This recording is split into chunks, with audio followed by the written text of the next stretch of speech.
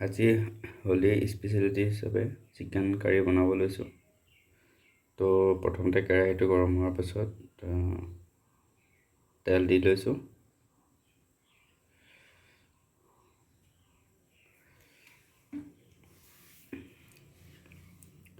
তেলটো বৰ্তমান গৰম হৈ আছে। তাৰ পাছতে আমি তেলত পিঁয়াজটো দিম। আশা কৰিছোঁ আপোনালোকে ভিডিঅ'টো চাই সকলোৱে ভাল পাব আৰু লাইক শ্বেয়াৰ আৰু কমেণ্ট কৰিব। মই ইমান ভালদৰে বনাব নাজানো, কিন্তু এবাৰ প্ৰথম ট্ৰাই কৰিছোঁ বনাবৰ কাৰণে।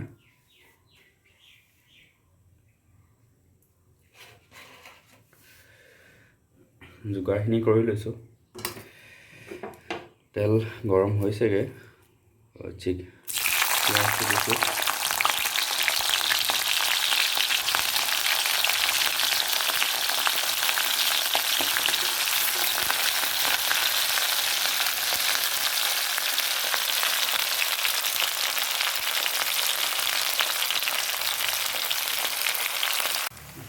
প্ৰথমতে জিৰা অলপ দিলোঁ।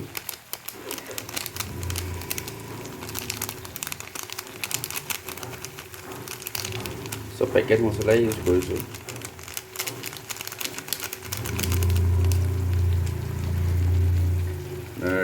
নেক্সট চিকেন মিক্স দিছোঁ।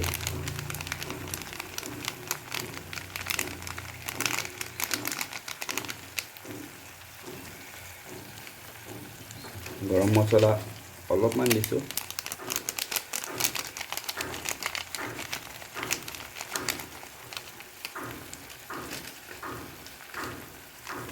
মিট মছলা দিছোঁ।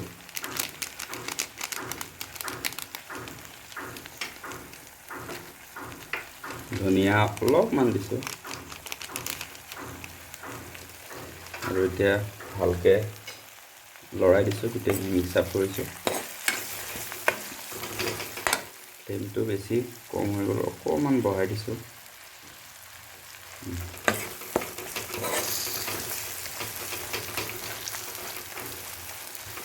আশা কৰিছোঁ ভিডিঅ'টো লাষ্টলৈকে চাব।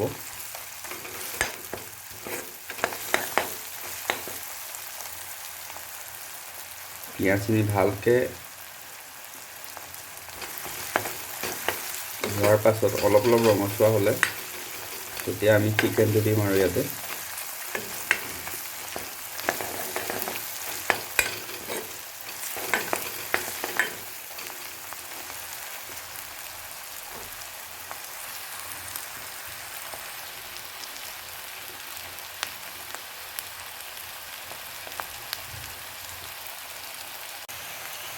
পিঁয়াজটো অলপ অলপ ৰঙচুৱা হ'ব লৈছে।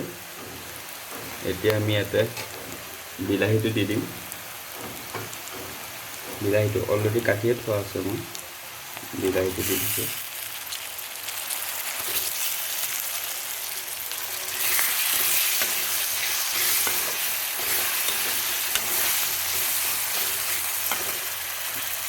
ফ্লেমটো অলপ কমাই দিছোঁ, নহ'লে দেৰি যাব পাৰে।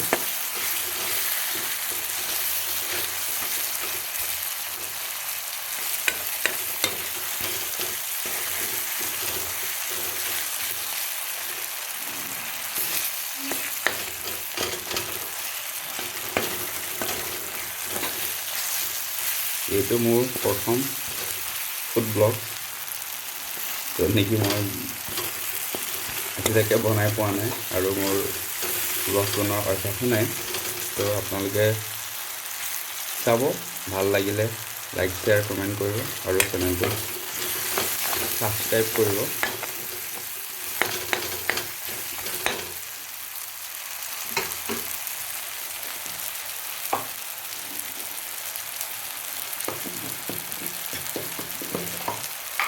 অলপমান নিমখ দি দিছোঁ, তেতিয়া বিলাহীটো ধুনীয়াকৈ গলি যাব।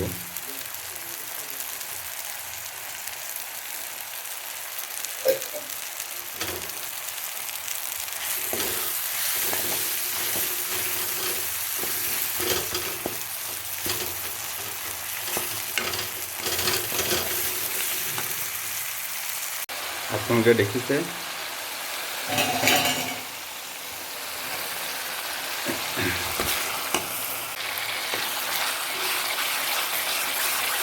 বিলাহী আৰু পিঁয়াজটো অলমষ্ট মিলি গৈছে।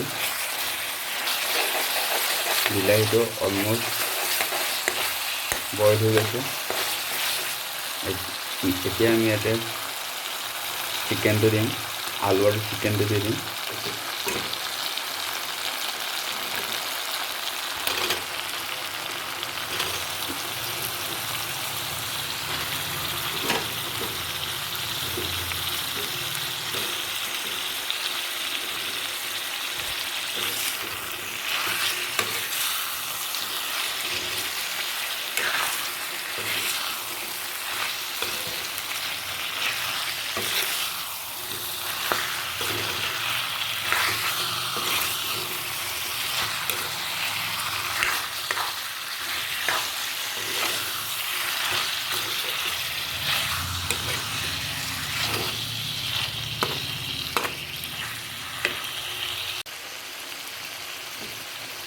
চিকেনটো অলপ বইল হ'ব ধৰিছে, আলুটো অলপ বইল হৈছেগৈ।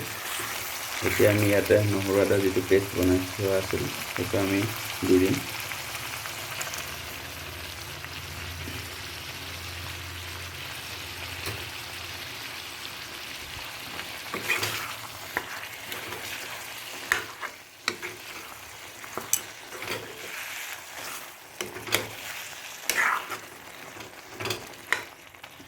আপোনালোকে দেখিছে কালাৰটো দেখাত ভালেই হৈছে। এতিয়া বাকী কি হয় আৰু, এতিয়া আমি অলপমান ল' ফ্লেমত বইল হ'ব দিম।